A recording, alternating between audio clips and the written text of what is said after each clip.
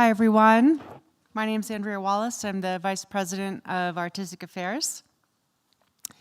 Before we get started tonight, welcome to our Visiting Artist Lecture.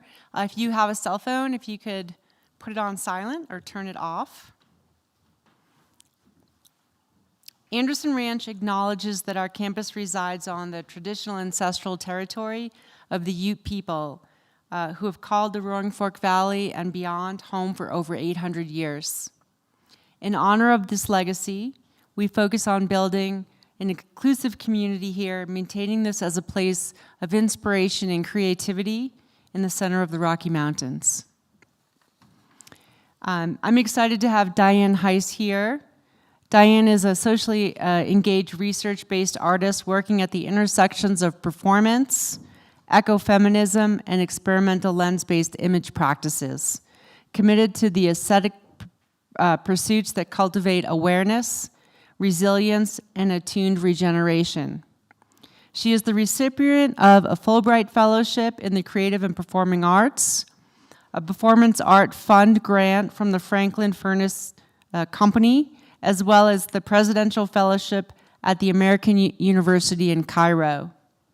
Her work has been exhibited in galleries and festivals internationally, including the Brooklyn Museum, Governor's Island, the Kemper, the Institut Français de Maurice, and her films have screened at venues globally, including the New York Underground Film Festival, Ethnografilm at the Paris Film Festival, and including in the High Falls Film Festival and Black Maria Film Festival.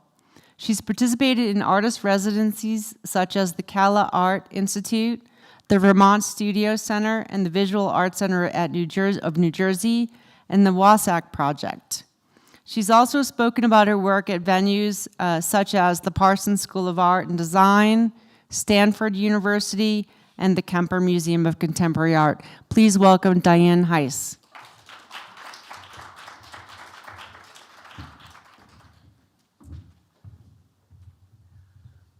Thank you all for being here. Thank you to Anderson Ranch. I am so honored to be a visiting artist here for the past week or so. And thank you, Andrea, for the invitation. And very much thank you to Elsie and Jack for all of your help. Can everyone hear me? Am I good? Okay, sounds good. So it's also been wonderful spending time with everyone on campus, the residents, and all the assistants. So thank you so much for such a warm welcome. To begin, I just wanted to mention a few content warnings. There will be some discussions and images of war, there will be some nudity, and there will be some dead fish. So to begin, when I discuss my work, it's important for me to note 3 points or nodes to conceptualize my practice. Number 1, I started as a dancer, and I am a classically trained vocalist. So performance, live performance, has been a cornerstone to my practice. With dance, I started young and continued into my early 20s. But I found that I was no longer satisfied with the proscenium setting.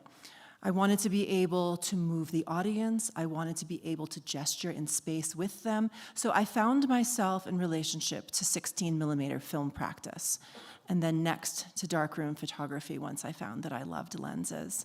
So this relationship to experimental lens-based practice has been a core of my work. With a training in voice, my interests moved from learning how to sing to making my own music, to scoring, to producing voiceovers and sound designs for my film.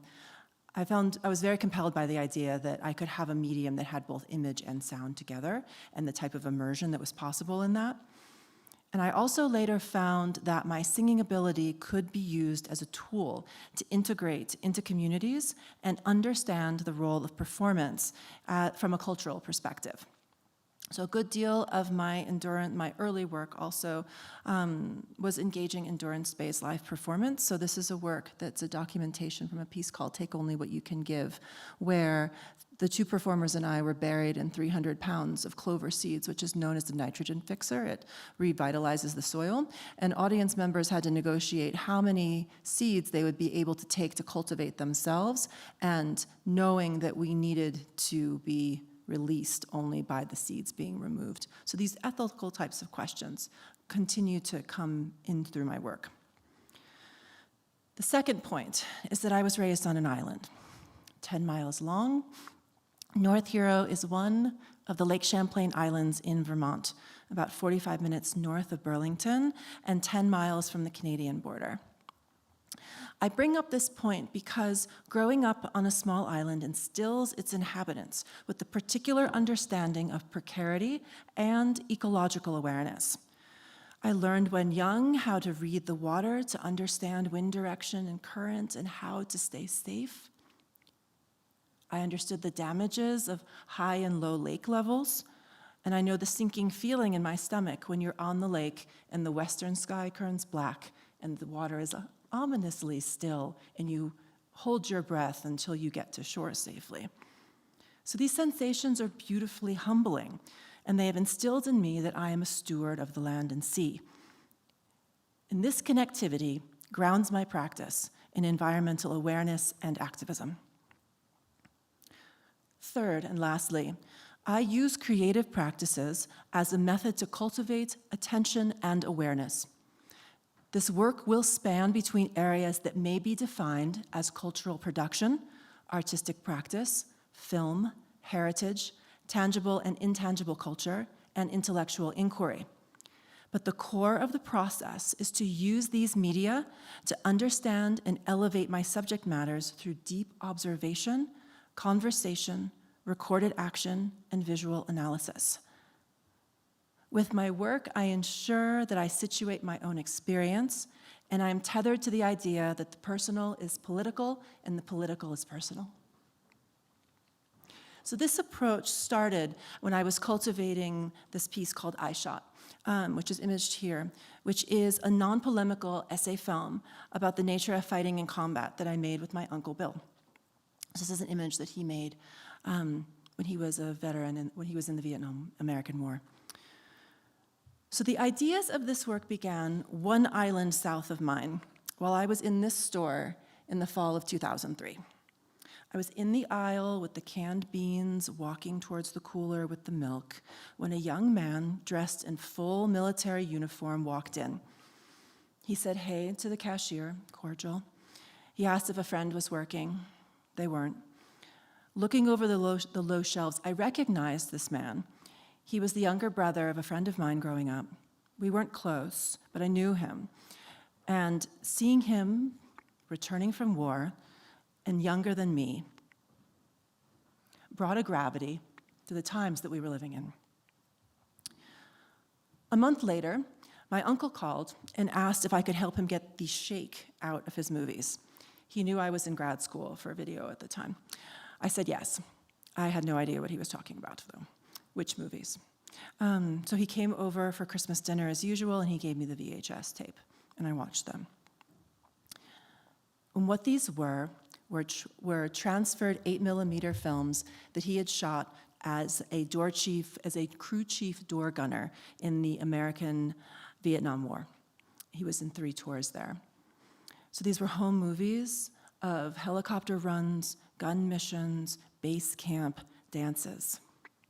He was one of my closest family members, and we had never spoken about his experience in the war.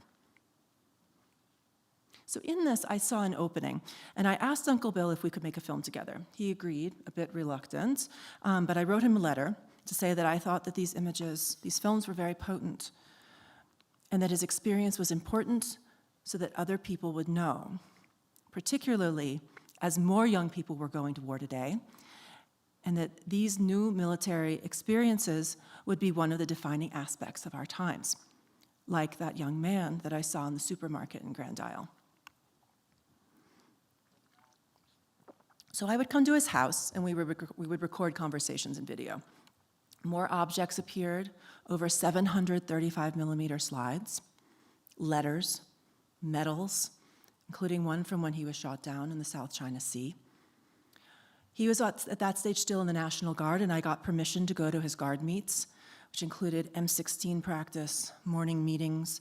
I scanned and then printed many of his photographs to show to his peers.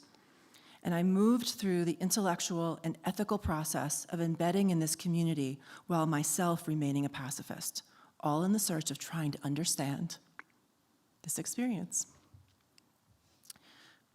So I was very blessed to have this work screened internationally.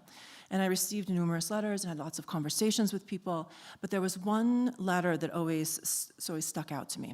And it was a letter from a woman whose father, she was the daughter of an American Vietnam veteran. And she told me that she always had trouble understanding her father. He was closed, distant. She thought it was her. But one day, she came home, and her father had a friend over. He had a screen up with a slide projector, and they were looking at images, and she caught a glance of what they were up to, but when they heard that she was coming, they quickly put everything away. So she wrote me that after she saw iShot, she understood her father a little bit better.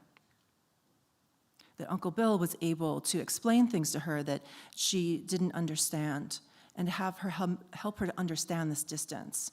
And I always held on to this memory, along with the memory of watching Uncle Bill after iShot was screened at Lincoln Center, hanging out in a swanky bar with my grad school cohort, and he was the center of attention.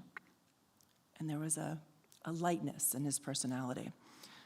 So through this project, I learned of the use of art practice for the sake of catharsis, as a method to reflect, and I saw how such work could be a conduit for healing, and I took this lesson with me in my further work. This includes some of the endurance-based performance work that I mentioned earlier. So this is a piece called Gut Number 4, where I placed a 28-foot-long line of white rice on a Savannah, Georgia street. And I ate this food whose length references the length of the female human intestine from the ground during a 2.5-hour performance. In this event, I chose this location because there was a consistent amount of gun violence and also a level of gentrification that was heating up in the city, and I wanted to see if there was a way to change how we could look at that space, and could this action do so? Gut Number 5, Witness, was also produced in this reaction to violence as I felt saturated by the news media that was coming in during the Iraq War, and it felt like I was losing sensitivity to the fact that people were dying. And it seemed to me that our bodies do a better job at processing things than our minds, so I made hundreds of white chocolate Humvees to pass out at public performances to hopefully process this experience. So this continuation of looking at our contemporary times and how violence has manifested in it continued when I went to New Orleans for the first time in 2009. And I went on one of those plantation tours that have their own thing going on, and there was a woman in a hooped skirt who mentioned the word Creole. And of course I had heard this word before, language, food, but I wanted a real definition, and no one there could give me a good one. So I went home and I ordered copious books from the library about the etymology of Creole. Finding communities around the globe with a relationship to this word, awake in the colonialist interventions and disruptions, the results of forced labor diaspora that reach from New Orleans to Martinique, to Brazil, and to the island of Mauritius, which is 500 miles east of Madagascar in the Indian Ocean. I saw this context of violence and how it had saturated our contemporary culture, while I was also heartened by how creative practices were and are used to thwart and resist these systems of imperialism, speaking to creativity as an innate human need.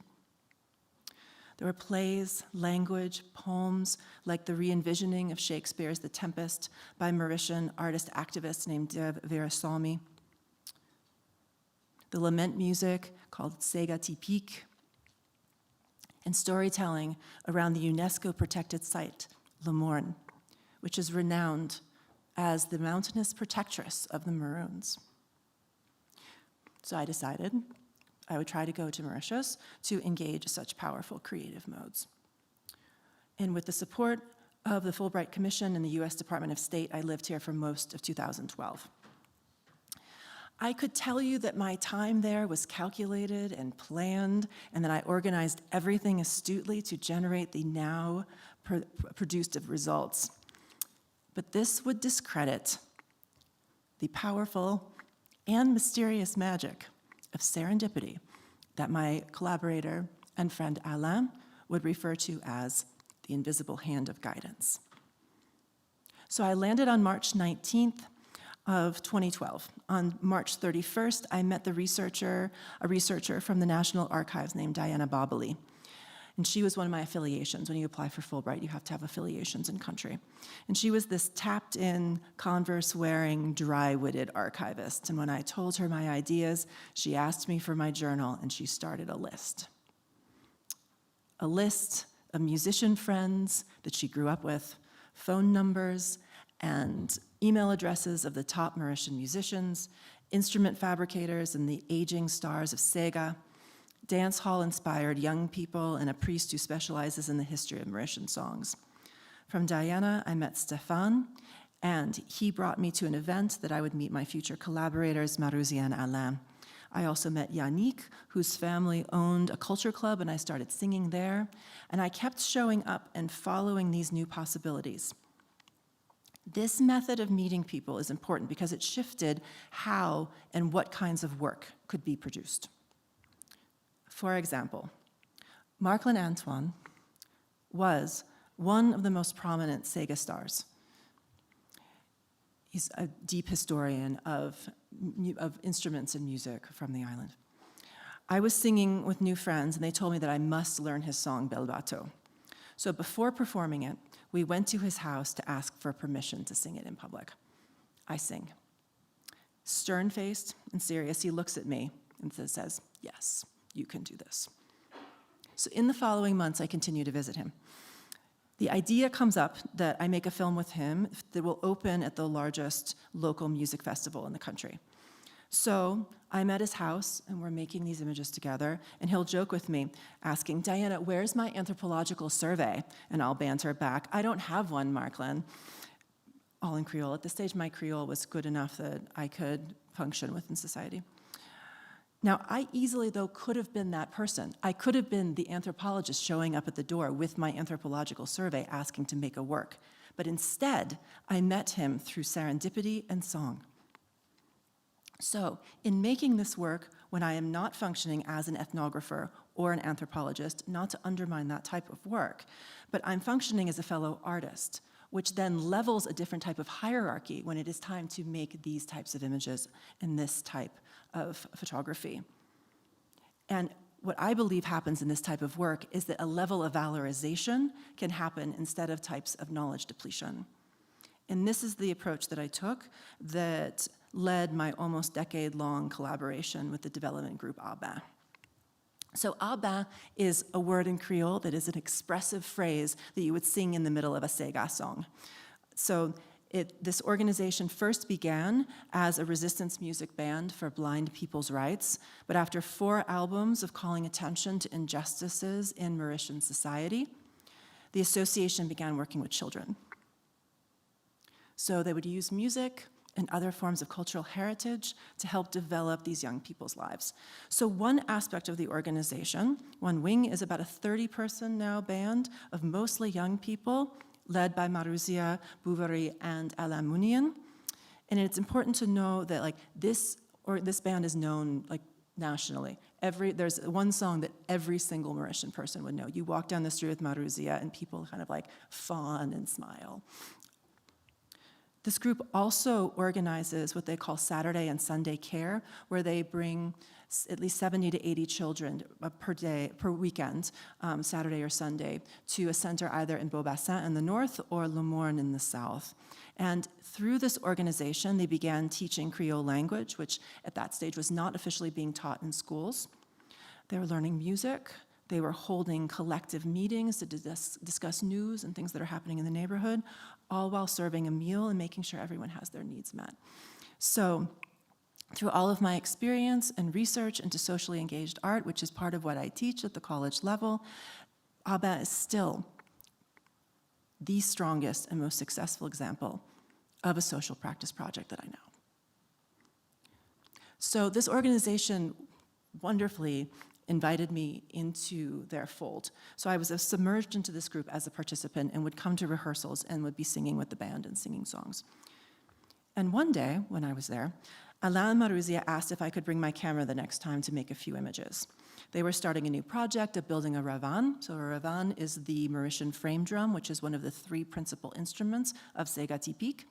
And they were building it in a little-known method that had pretty much been lost. I agreed.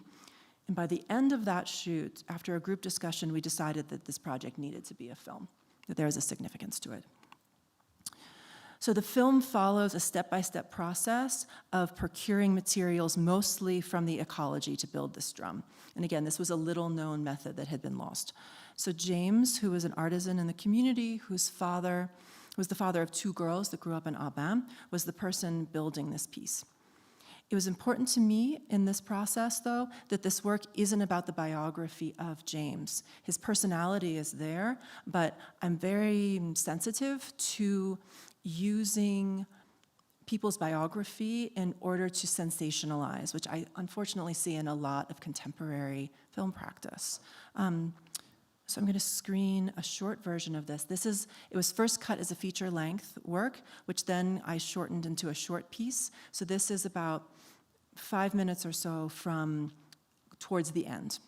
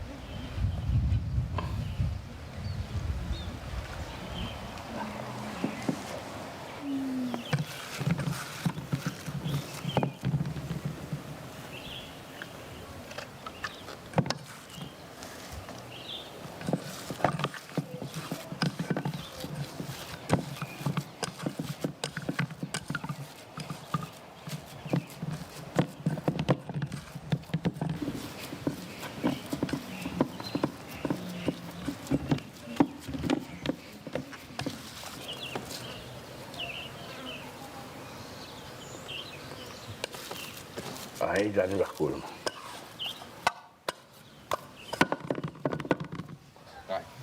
Chicken ku, liman kita kula lagi je.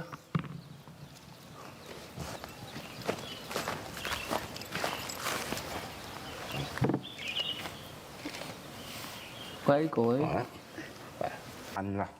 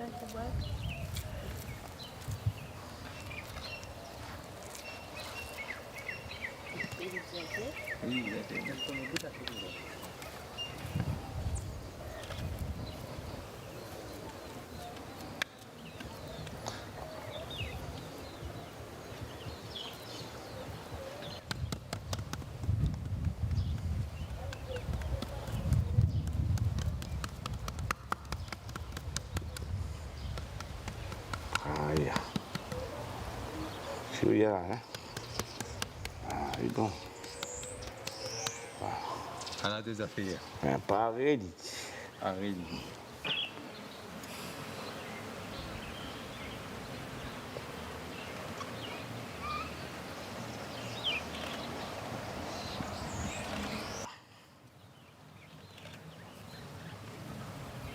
Kita kuencini oh dia.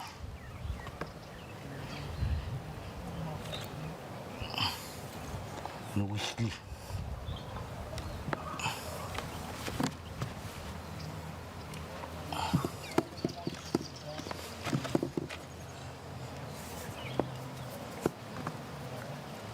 Pasti dans le deuxième siècle.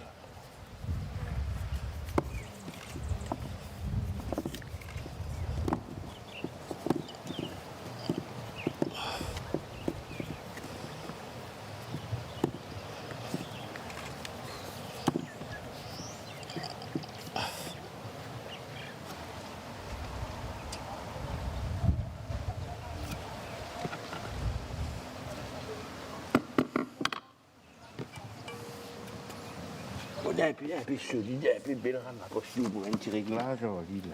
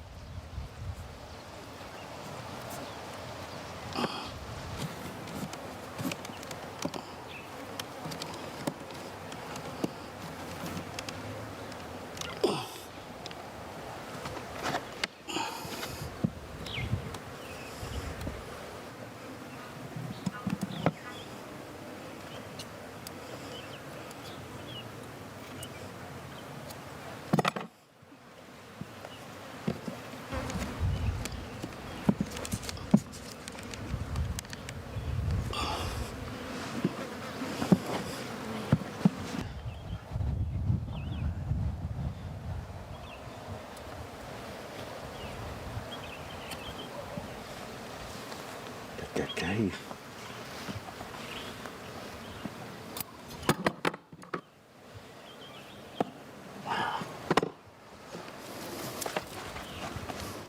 Une socirase. Tu vois? Voilà, une socirase, bien ça. Quand on fait un raton qui va. Ouais, tu fais un ordinateur, c'est.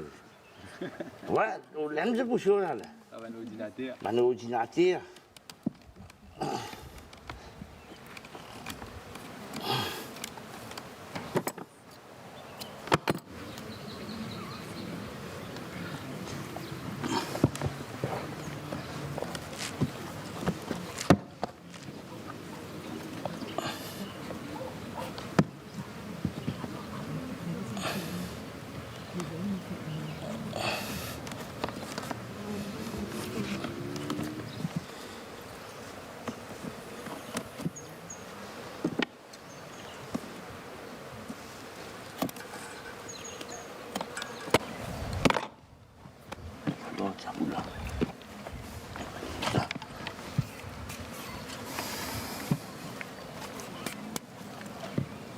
Ambil position à bout là. Ouais, petit.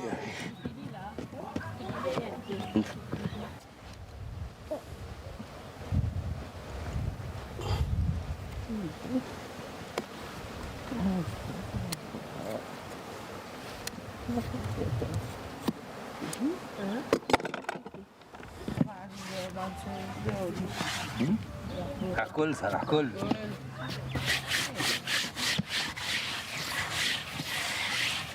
Ah là, il y a pas après c'est vous connaissez à là il a arrêté le voir.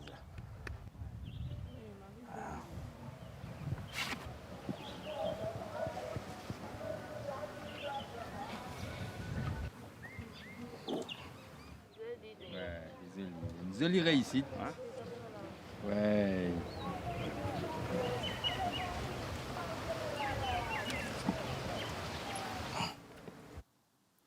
So after widespread, this film screened in 2014 in Mauritius in the largest theater, and it garnered a lot of national recognition. And after such widespread recognition, we were asked by the Ministry of Education to contribute images that now reside in elementary school textbooks. So this was the first time that such a history had been placed in the formal education system before. And when I spoke to friends who were from other communities in Mauritius, including more wealthy ones, they would explain that in school they would learn about European history. They would never learn about Mauritian history, so that this was a revelation to them that this could happen. The other point is that with this work, it was contributed to a successful UNESCO dossier that now Sega Tipik is inscribed as a form of intangible cultural heritage to be safeguarded. So again, as I mentioned, I've recut this film now as a short version that I refer to as Drumspeak for non-Mauritian audiences, and have had the pleasure of screening it in places like New York, Paris, Palo Alto, Slovenia. And an academic essay that I wrote about its methodology was published through Ohio University Press. But I still attest that its most important role is on a 24-inch flat screen in the Aubin Community Center, where it still continues to be viewed by young people learning about their own heritage. At this stage, I also wanted to make 2 notes on my own methodology towards this, particularly because I've always been sensitive to the fact that I am not of Mauritian descent, and this is not my ancestral cultural heritage. So there were 2 guiding principles that I've used when I've been making these collaborations in Mauritius. One is that I ascribe to the feminist and post-colonial theorist named Trinh Minh Ha's idea of speaking nearby. And this is an approach that she started with her film Ressemblage, which was made in rural Senegal. So the idea is that one does not speak for a group or a place, but instead you speak in relationship to this group, therefore this idea of nearby. So instead of acting from a stance of authority, this allows for the possibilities of dialogue and affinity by speaking with others. And I think this is important in the sense that it inspires notions of dialogue instead of megaphoned monologues. And if we can't find forms of communication that undermine divisiveness, I think we are at a loss culturally, because then in the end, we end up living in our own individual silos. So I still deeply attest to the idea that we can find methods of cross-cultural understanding. The second is that in these projects, I was an invited person, and we leveraged my role as an outsider to aid the work. And this comes from a theorist and maker named Faye Ginsberg, and she talks about this as what she terms as the parallax effect. She was writing primarily about Aboriginal, Australian Indigenous media, but the idea is that if you have multiple viewpoints taken towards a singular subject, that there can be a greater illumination because of these multiple approaches. So when someone comes from the inside and then is able to have a sensitivity towards a cultural context, someone from the outside is not going to necessarily assume, and that this can be helpful when fully illuminating a subject matter. So I'll always, though, remember jokingly when I was working with Alain at one point, he accused me of being too Mauritian because of some viewpoint that I had. So this is the stance that I continue to take in our next collaboration, which was the production of a book and another video project on the Ravan. So Alain had been teaching in the community how to play Ravan for maybe 30 years. But in 2012, a history and methodology of the traditional version of this music had never been written down. So Alain had been starting a process of devising a methodology and had all of these notes, and I became the test case for this first written methodology of how to learn this drum from the traditional manner. So over 4 years, we worked together to make this project called Otile Lala E Ravan. So I would fly back and forth whenever school teaching was over. I would get on the plane. I would put all my hard drives in my gear. I became very convincing to the Air France people and their 12-kilogram limit of the carry-on, because then I'd say, no, I have this musical tradition on my back that has never been held before. Please don't make me check these things. So I figured that out.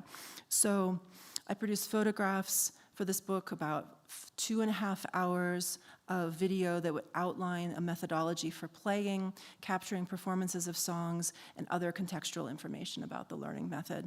And then Lame La Connaît, the first film, was also included on the DVD, and I made most of the translation from Creole to English. And there were many times in this process where I'm like, how did I get to be the person who is helping to hold on to this tradition? And it was very amazing and humbling. And I'm happy to say that the second edition of this publication was released last year. And here I am, 5 months pregnant at the launch. So I joke with my daughter that she's been to Mauritius just in my belly. So the book launched in July of 2016, and Adira was born in November. And it was always important to me that I was going to try and figure out ways of taking the things that I had learned from being in Mauritius and working with Abba, and to bring it back to my own cultural context. So around 6 or 7 months, Adira started dropping a lot of body weight. She went from the 50th percentile to the 17th percentile, so it became really clear that she needed solid foods. And without grandmothers and types of ancestral information. I didn't necessarily know what to feed her. Our culture would tell me to feed her like canned baby food, and I never did well on industrial food, so I wasn't going to do that. But it made me really think about what does it mean to parent in post-industrial assimilated America. So this is a piece that I made for a takeaway card while I was in residence at the Visual Arts Center of New Jersey, where Adira came with me as an 8-month-old. And there's this image and then text of a memory that I have of the Hungarian Christmas cookie tradition that we have in my family. Around the same time, maybe a couple months later, I saw this image at the Outwin exhibition, which is the Smithsonian's portraiture competition, and it was at the Kemper Museum in Kansas City. And I remember looking at this image, which is of a woman holding a baby in kind of a decadent Victorian environment, looking over her shoulder and very forlorn, and I was really mad about it. And I like to pay attention to when I'm angered by something. And there was something about the ferocity that I felt of parenting that could not be captured by what I interpreted as imitative theatrics. That there was something about this that wasn't pretend, and that I wanted to then figure out how I could make an image that could translate that feeling. And for me, it needed to be between still life and portraiture because I didn't want it to contain my biography or autobiography. So, and for me, the sensation has to do with as if you move into flesh in order to understand something divine or bigger within oneself. So I started making plans to make images and doing research about different types of foods. And then we went on a family-friendly residency to the Wassaic Project in Wassaic, New York. And 3 days into the residency, I find out I'm pregnant with my second child, Daphne. So this body of work was very much defined by my process and thoughts around being pregnant. Again, like La Me La Connaît, I was very interested in the gesture of the hands as a method of communicating, but now a different emotion. And I continued to meditate on food materials, thinking about those that were nutritionally dense. I like to joke that some people go with a white dress in a field when they're pregnant. I go in my bedroom with a pile of bones. So.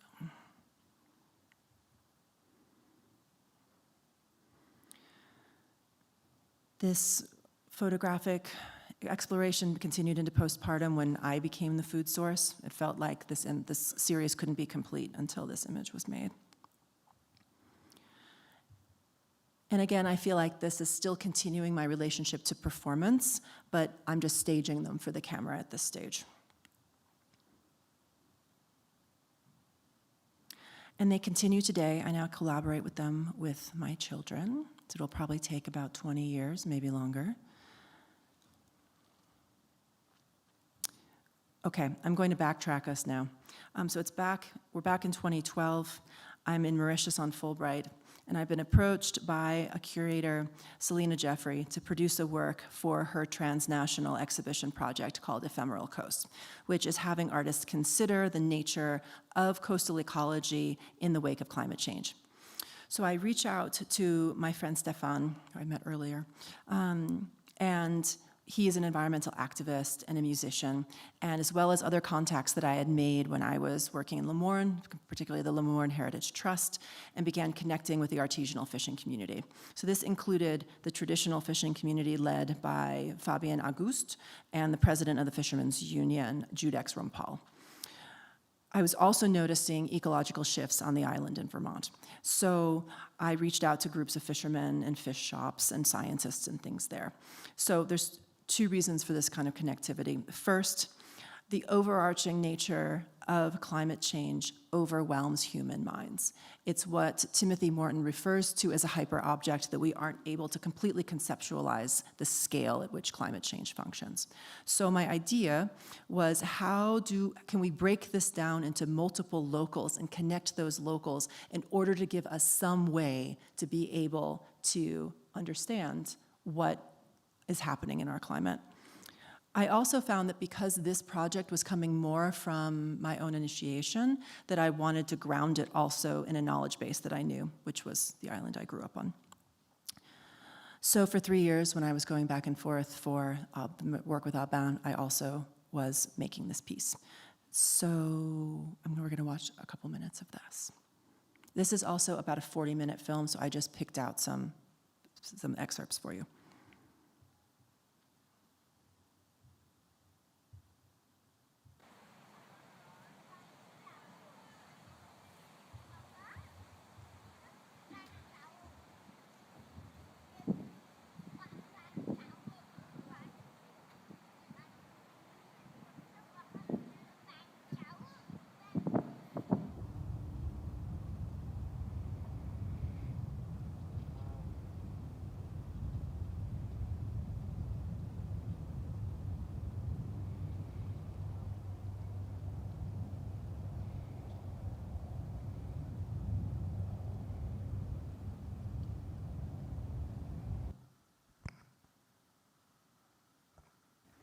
As people, how do we connect with a space that does not support our existence?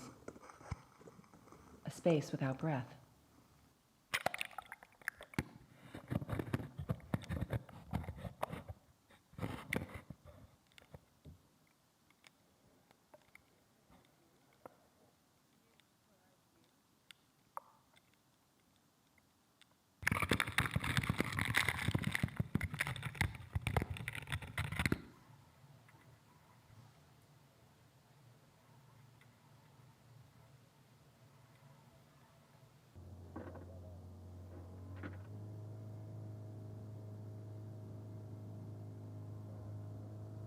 We fished for bait, but the seas were dangerous to go for larger catch.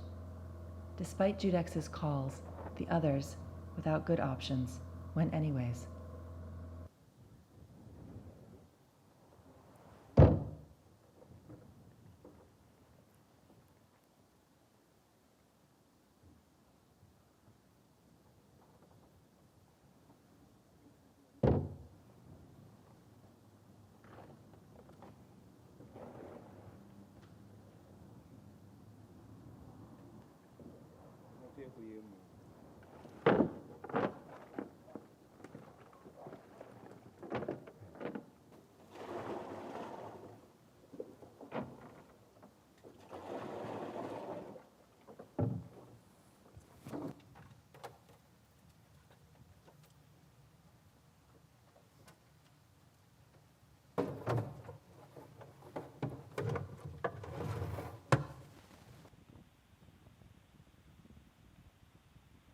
Judex is the president of the Fishermen's Union and lives just outside of Port Louis. He took Stefan and I out by boat to witness the types of development around the city that are affecting the environment and thus his fishing community. Judex gave me his stockpile of images that he has been producing to outline the local artisanal process of fishing. These images are the basis of the next section.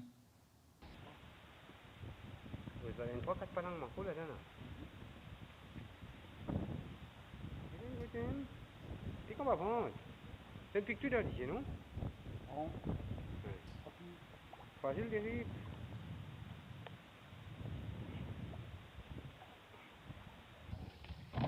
Descends en bas, du coup, en bas. Moi, tu veux mettre les gars de musique. Tu fais ça, qui n'a rien. Mais vous savez que c'est bon. C'est quand même tout court.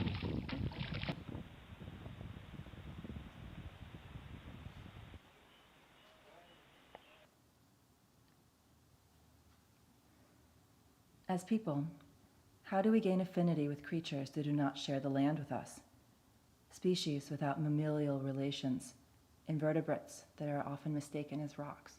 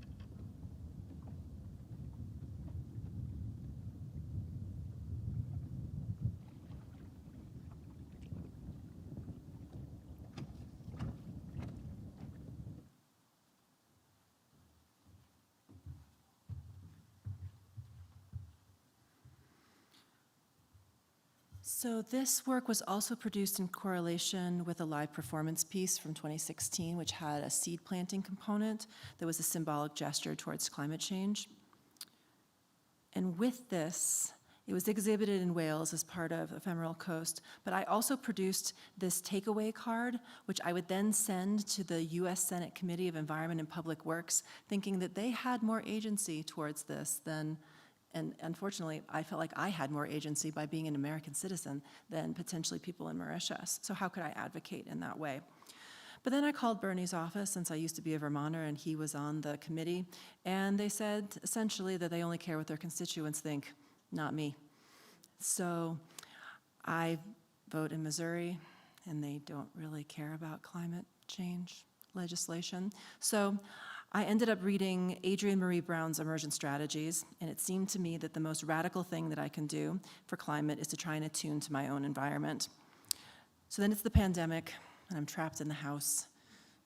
My youngest is about 6 months at that stage, and I start obsessively making cyanotypes. First, I wanted to try and figure out how I could make the most ecological image that was going to be in line with my value system.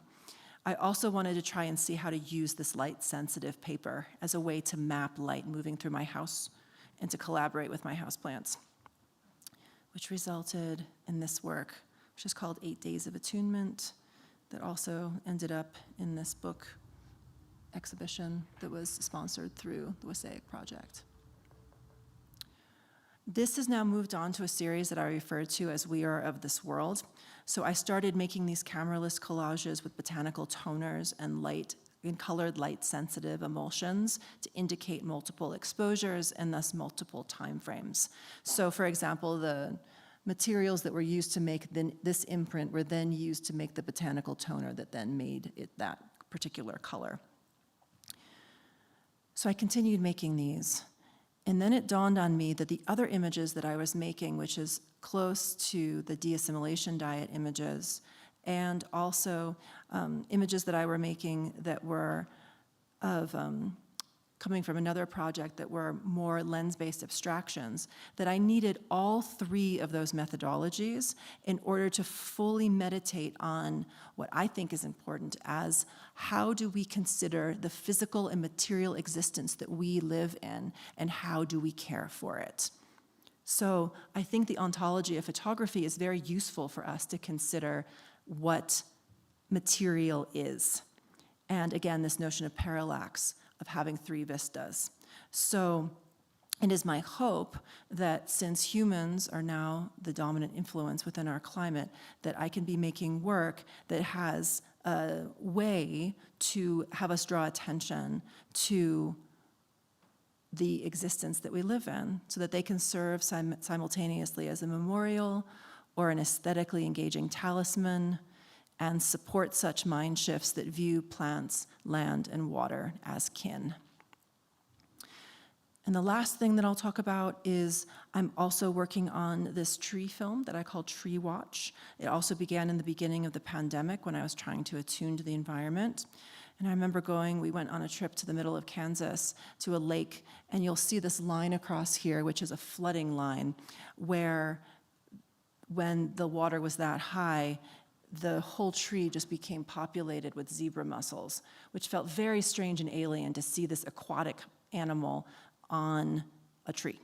So I started thinking about like who gets to be where, what are these sort of visual correlations that I can be making, and what are the different roles that trees are playing. So for example, this is an air plant that I made an image of when I was on a residency in Colombia, 4 hours south of Bogota. And then this correlates, interestingly to me, to the heron nests that are in the rookery a minute or two from my house in Vermont. So I'm taking these visual correlations and then also making immersive recordings of researchers amidst their work. So I just came from a prescribed burn in the Ozarks, and I'll also be working with the Center of Tree Ring Science, which is based at the University of Missouri, and also with the forest climate, or a climate forester in Vermont. So the goal of this work is that we can highlight how trees are intertwined in our ecologies, enacting roles such as parent, migrant, nest, host, witness, indicator and timekeeper.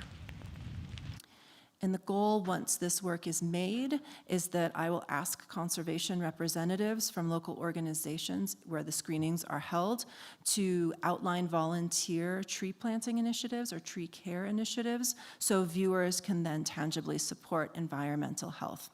Again, this idea of climate is a hyperobject. It is so large for our brains to wrap themselves around.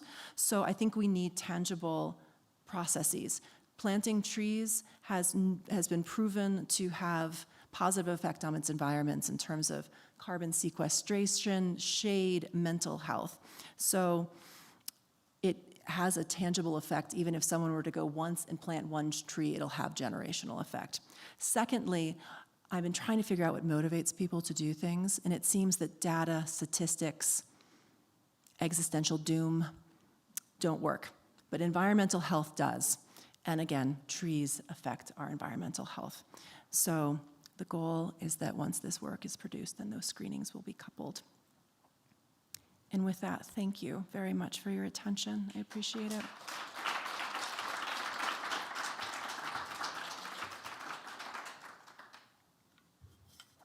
Does anyone have any questions? Thank you so much, Diana. Of course. I had a question about your work.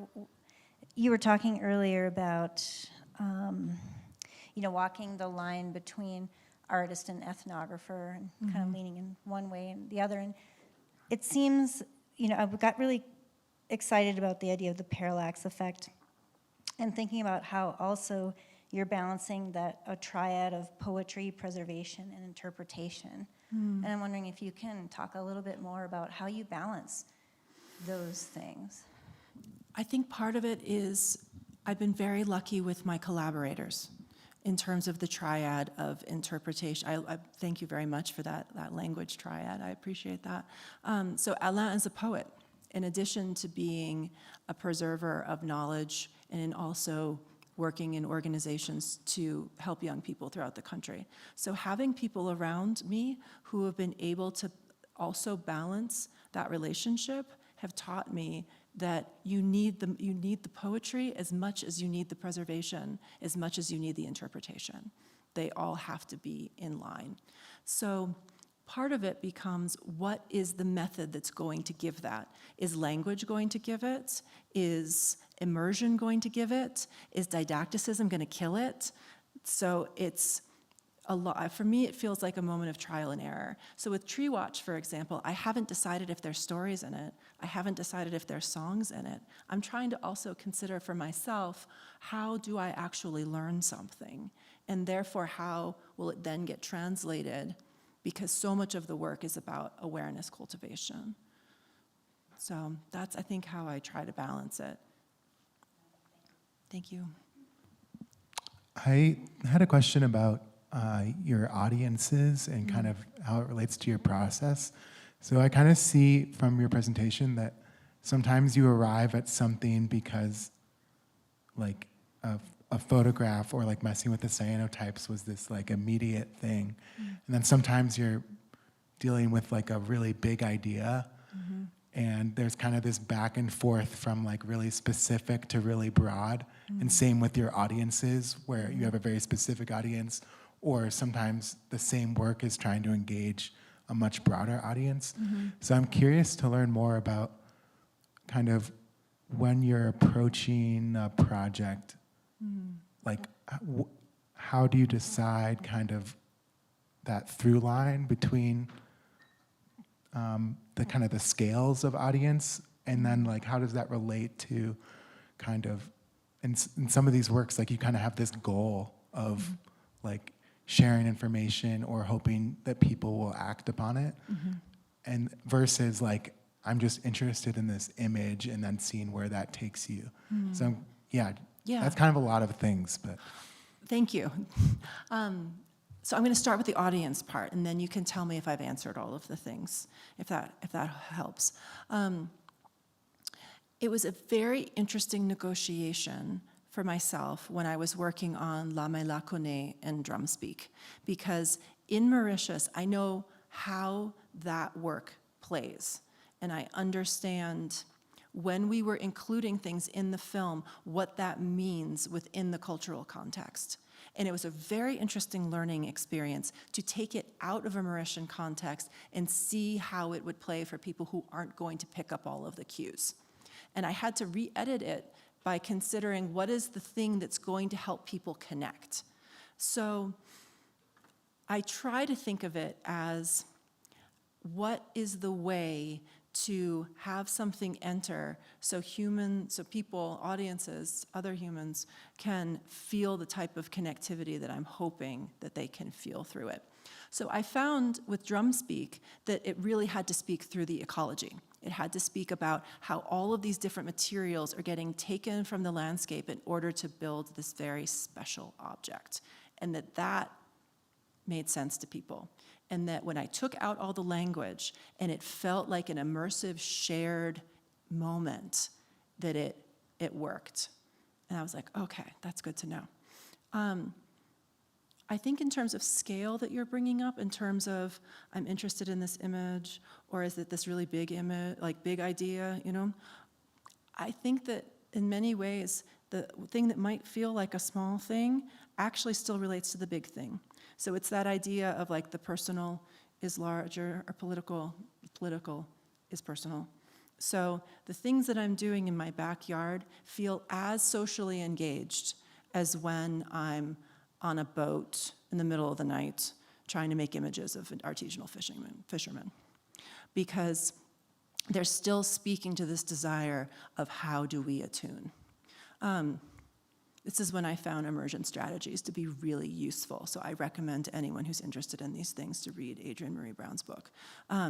Because I think that I went in, and the other point maybe I should bring up too is, there are times when I think there's times for activism, and there's moments where I'm like, I'm just gonna call people and I'm gonna do my activist work.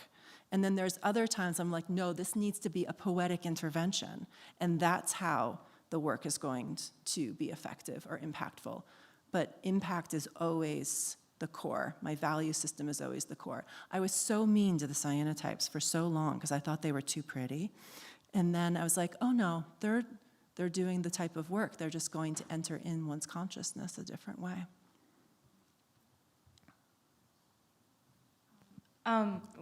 Sorry.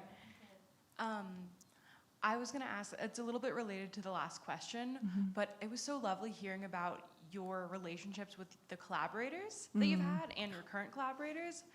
And I do some collaboration with different scientists and other people, and I just love to hear kind of more about, you talked a bit about those and like how things come to you, but like if you're coming to the trees or the trees came to you, or how you ended up working with like these different organizations, and kind of, was that like a plan, or was that like it just kind of like naturally happened, and how that's like existed for you in different projects? So I have two things for that. One, again, Adrienne Marie Brown has this phrase called to move at the pace of trust. I read that after, but that's what I realized is how I was functioning. Number two, I remember having a day where it was the day that I actually got the first image of here, I'll just bring it up because it's easier than me explaining, it seems. This image. The day that I had to have that image made, which is the way I had to be able to stay in Mauritius, they had to make sure I didn't have TB, so they made me get an x-ray of my body. So I remember sitting in the office of the doctor, like waiting to get this, and I was having an awful day. I was like, nothing's working. I don't know why anything's nothing's gonna happen. This is like, And so I had my notebook with me, my journal, and I had everything planned out, and I scratched everything out.